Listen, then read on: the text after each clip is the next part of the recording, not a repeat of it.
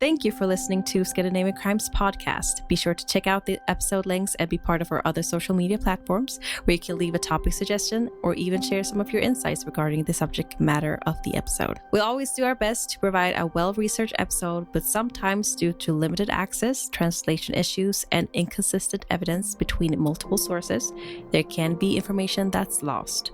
It is therefore good to do your own research and get a deeper understanding of a case of your own interest. So with that all said, let's start today's episode.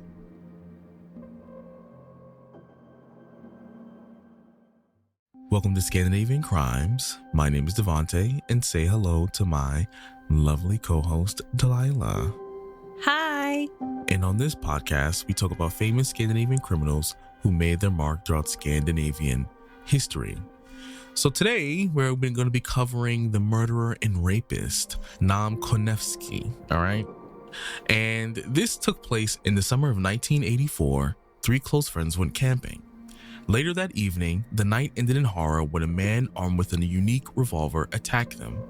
While one boy managed to escape, the other two were tragically killed. So this is going to be one of those cases where it's going to be all over the place, not necessarily story-wise, but we're not really sure we know some things could be improved, but we're not really sure how things truly transpired because of the level of investigation and also just the evidence or the lack thereof. But as we go through the story, you'll kind of understand why this is a little bit of a confusing and conflicting case. So definitely strap on for this ride. It's going to be a little bit of a bumpy ride along the way. But you already know what I'm going to say. Grab your tea. Grab your snacks.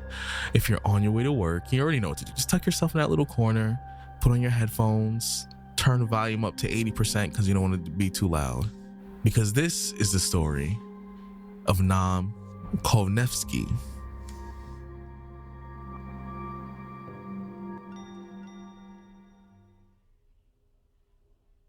On the night between May 19th and 20th, 1984, three friends from the youth club Stjanen on Amager, 20-year-old Enrico Nielsen, 16-year-old Brian Peterson, and 16-year-old Dennis Anderson had set up camp at Fimmeren, Copenhagen, Denmark.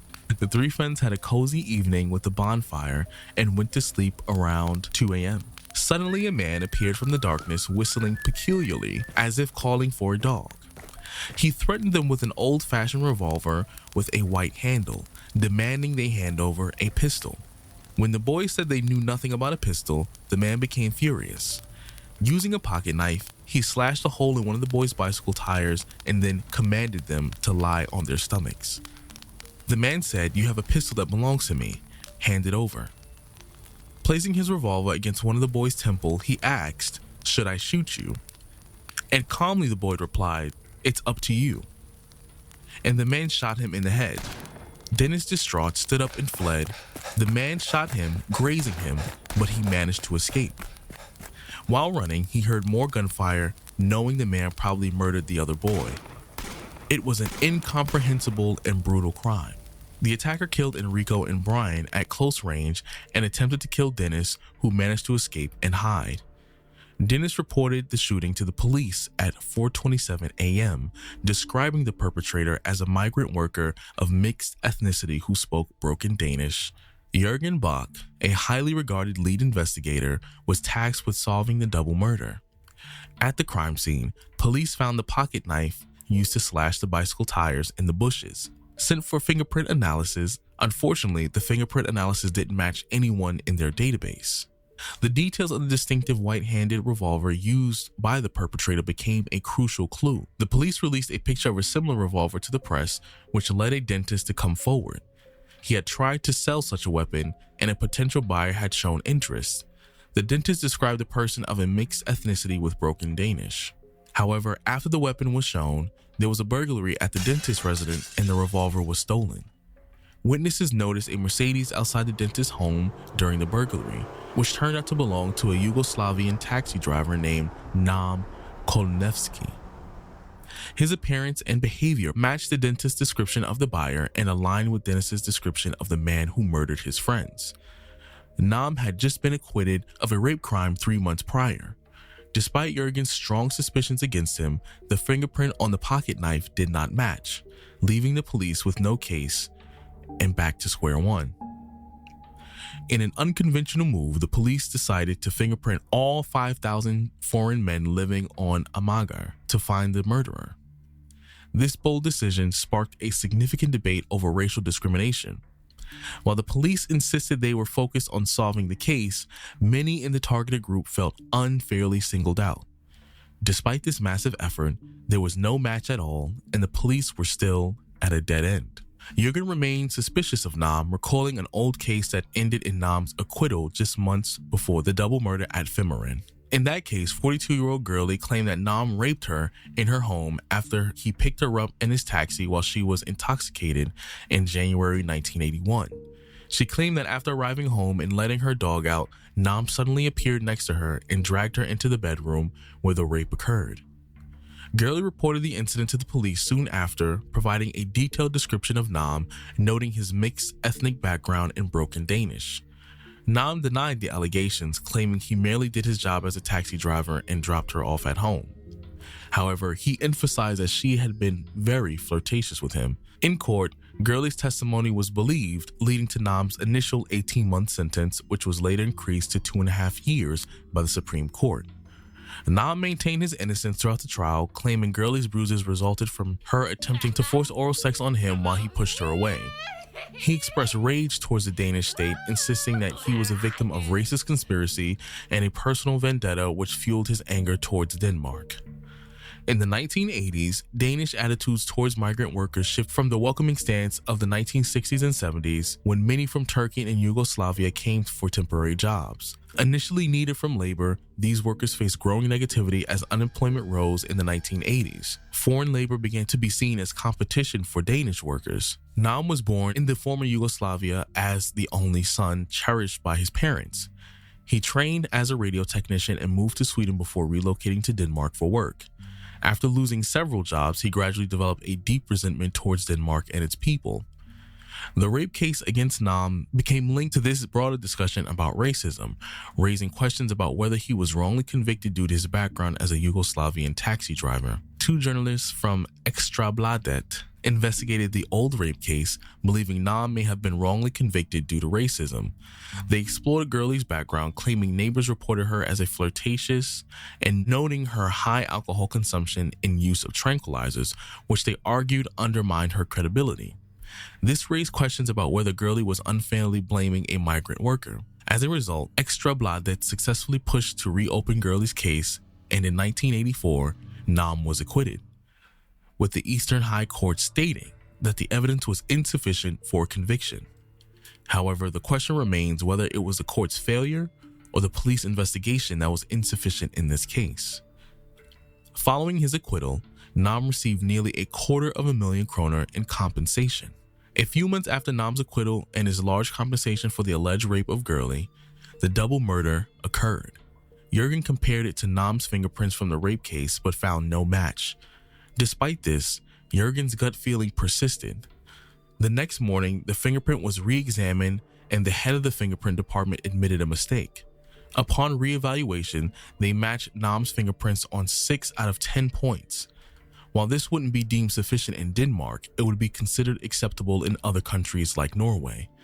Additionally, fingerprints from the rape case provided 2 matches, strengthening the case against Naum. When the police went to Naum's apartment, they found it empty. A meticulous search of his apartment uncovered a rental agreement for a garage in Sydhavnen, signed by someone named Rasmussen. When contacted, Rasmussen informed the police that the garage was rented by Naum's wife, Vesa. Realizing the significance, the police recognized the urgency of locating the garage, suspecting it might contain evidence related to the case. The police quickly searched the garage and finally found the revolver with a white grip. With both the murder weapon and fingerprint evidence in hand, the case now seems straightforward to a confession. Naum and his family have traveled to their homeland, Yugoslavia. On July 24th, 2 months and 4 days after the double murder, the police arrested Naum at the Copenhagen airport.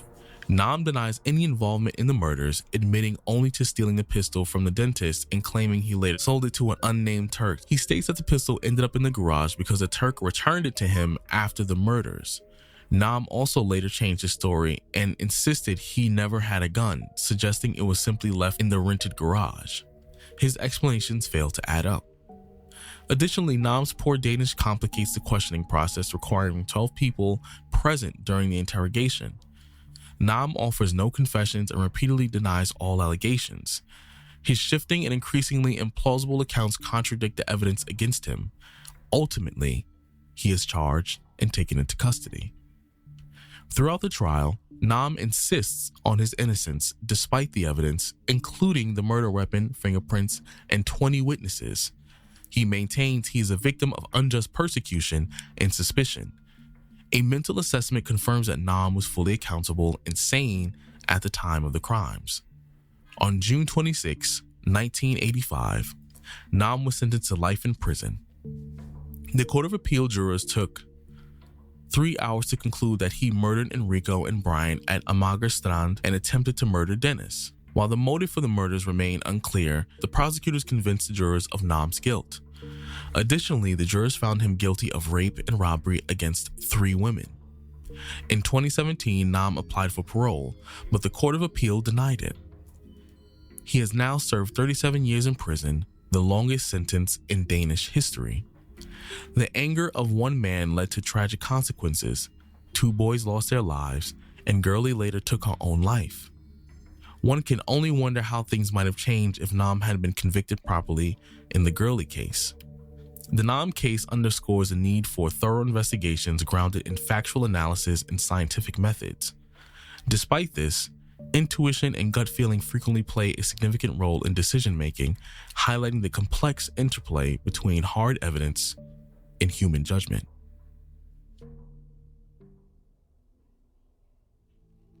I want to keep up the tradition of the last couple episodes by making sure I speak first. Oh my God, please just let me start for once. No, go ahead. No, you can start. It's okay. The only thing I wanted to say was it's tough the way things are framed. I'm just slightly inclined to believe he did those things. But at the same time, this is taking place during a time when they did not do a good job of investigations, and they didn't really find any clear motive. And they said they found the gun in the garage that he was renting. So it was definitely weird. And also what weirded me out specifically as well was, she tried to, perform oral sex on me. Oh, you're jumping between cases now. So the first... Yeah, I'm just, to clarify. I'm jumping between cases, but I'm just letting you know, it's weird because it's little small things that's said that makes me he might have did it. But then the investigations in both cases kind of made were it fishy. What? Yeah. So that's kind of what I'm saying. So we could talk about the Gurley case. So I wanted to talk about the whole racism thing and the acquittal of the rape case. I don't think it's wrong to find faults in the legal system and fight injustices, but it was just very unfortunate that it helped someone who truly was a criminal like Naum. So with Naum being a foreigner and the victim being a well-spoken Danish woman, assumptions were quickly made without a proper investigation, which is the whole issue. The police, the prosecutors, and the justice system just failed to look beyond the stereotypes and treating it as a simple case of a foreign worker versus a Danish woman. And, in the 80s, they obviously sided with the Danish woman. They thought that, it was a no-brainer with little to no evidence, and, that is completely wrong. However, reality-wise, on one side, we have men who can get falsely charged with rape allegations. And on the other side, we can have women who are victims that are not believed. And that is why rape cases are so sad, and evidence is the key to get the true criminal. And, otherwise you get men who are unfairly charged, or the criminals just get freed with no sentence and they do whatever they want. And for, unfortunately Naum, I don't know how to say his name. He was freed. So you got on me for it. Sorry, it's like it's too many Aums. Like, it's Naum. He was freed, and Gurley was victim blamed and scrutinized by the media, and she just ended up committing suicide, and it's just tragic. And that's why rape cases is really tough, because I feel like you never know if you don't have the evidence to support it. Right. And I feel like on that part, I believe it's the police who didn't do a thorough investigation to get proper evidence. Because I'm pretty sure that they, were evidence for what he did. Persons of Interest is back, and it's bigger than ever. That scream will echo in my head for many years. Taser! Taser! Taser! He's gonna shoot! Oi! Shot fired! Shots fired! Shots fired! Stay out! You got a gun on you! He had the perfect aim. I am absolutely stressed at that point. I have no idea where my officers are. Persons of Interest available everywhere you get your podcasts. Yeah, it was weird, because like I said, just small things he said during the investigation was like, this sounds like someone who did it. Like that gaslighting tactic, like, oh, like I said, I mentioned it already. Oh, I was pushing her off from oral sex, and I'm just like, you don't say that when you're innocent. You don't say stuff like that. Specific. You're making it seem like, it's very specific, and you're making it seem like, oh, she was the one doing something to me, by the way. She was very flirtatious, and she was very advancing. I was the one who, Yeah. And also so the media was just egging on as well, and they actually got criticism for that. How they handled the whole situation, and how they complicated the matter, and how they pursue their own agenda. They mishandled sensitive information, and they just made everything worse. Agenda? You said agenda. Well, agenda is my thing now. Either way, I sweetified the word. I'm sorry, agenda. Like, agenda. I was like, I don't know what that is. I know what an agenda is.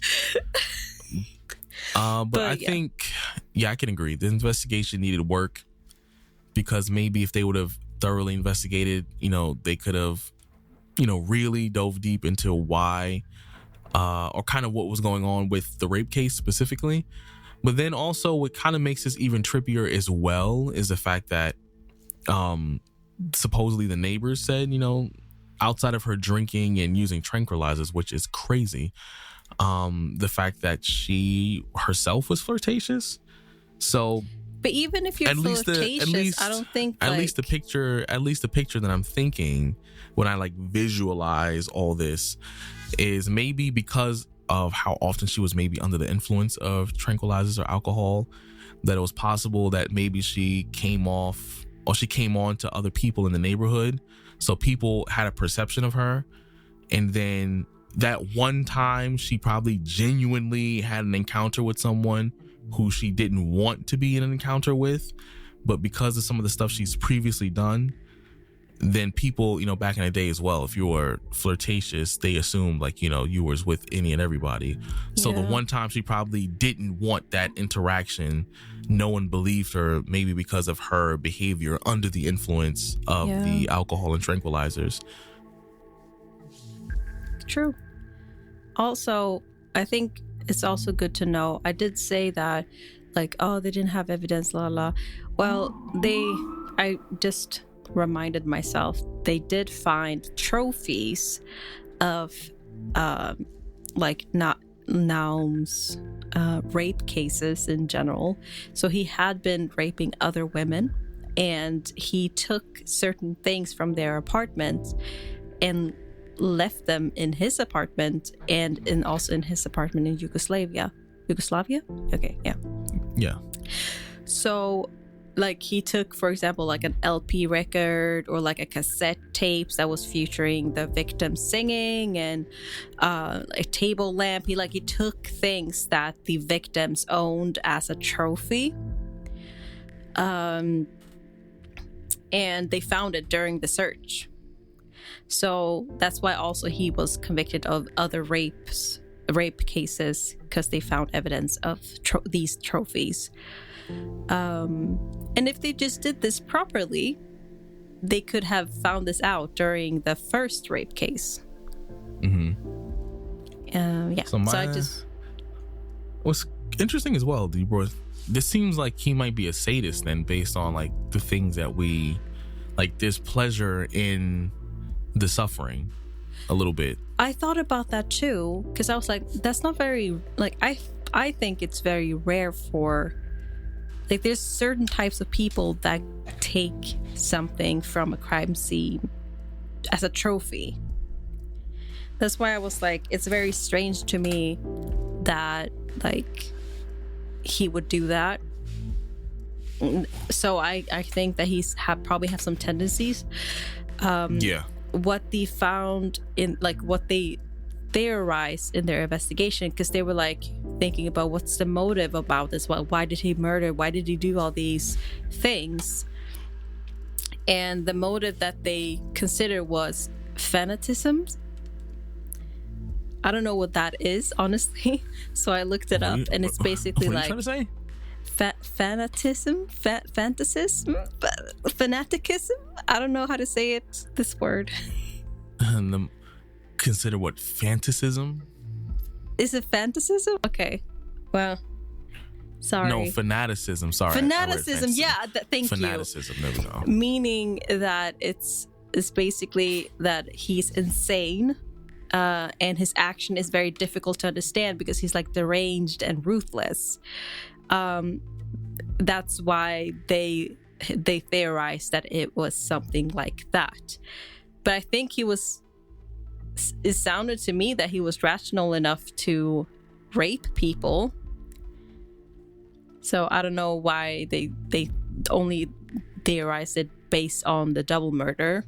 And they also talked about how his denial and during like interrogation and the whole process of trial was also due to psychological factors, to like reject guilt, even though evidence was very prevalent and it was there. And this denial could have been a coping mechanism, allowing him to claim this victimhood. So that's pretty much the only thing that I could find about what they theorized. Almost like a disassociation, basically. Like, even though he blamed everybody else. He blamed everybody else for the things that happened or the things maybe I'm a victim. Yeah, basically. Okay. Yeah. Okay. That's why he used the whole racism thing. He was like, I'm being racially profiled, or I've been this is injustice and stuff like that. And that's also why he was freed in the rape case in the first place. Right. So that's pretty much it. But I think like there seems to be some sadism thing going on there. Could be. Yeah, I see. There's definitely like, it feels enjoyment. like that. Yeah, but I don't know. Like I said, at least I don't really have too much to say about this, because it's mostly the problem was the investigation wasn't done properly, but then just some of the things he said makes him feel guilty. The only way it was properly done was during the double murder. Yeah, I feel like that's the only time they like do try to do it properly. Yeah, if they found out someone already had a trial, and then if they suspect them of a new crime, then you have to look into the old ones and basically double back. So yeah, I think the second time around they put a little bit more effort to see, there was a correlation in his character, because if he's raping women, obviously it's not that much further to commit murder. So it's one of these, but it's still one of these cases where during the time there was just some people's bias, or the databases, like they had to modified go based how on, they went about things. Yeah, they had to go based on memory and their own intuition. Like it was at a different time. Basically, information was handled differently. Yeah, and techniques were too. So I don't have much to say, but I guess my question to the audience would be, what do you think happened? You know, based on what you heard, or even let's say you do your own research, let us know what you think happened during these two cases. Do you think he's guilty? Do you think he was someone who suffered from racial bias during both investigations? Or do you feel like it's a little more complex than that? You know, let us know your answers. You know, you're more than welcome to reach out or comment on any of our posts regarding any of the cases on any platform. And yeah, I hope you enjoyed today's episode. You know, be sure to give us a 5-star rating, or, you know, just a nice rating. You know, we put a lot of effort into these. And to make sure we end the episode on a good note, you already know, every episode we have to talk about food. And apparently you want KFC. So yeah, like I want to try the new one that opened up recently. Yeah, I'm American, so KFC is pretty much prevalent over here. I wanted to try the Swedish one. Okay. Yeah, well, we'll give it a try. It might be different, you know, maybe. So let's see. Well, it's going to be different in terms of the ingredients used, less poison. So well, it's not any healthier. It's still fried. So I mean, look, there's a difference between fatty stuff that isn't poison versus poisoned fatty stuff. You know, there's a difference. The fatty stuff you can burn regularly, but then the poison, then you're gonna die slowly while you're getting fat. So, you know, it's different. Either way. Okay. Hope you enjoyed today's episode, and we shall catch you next week. Peace out. Bye.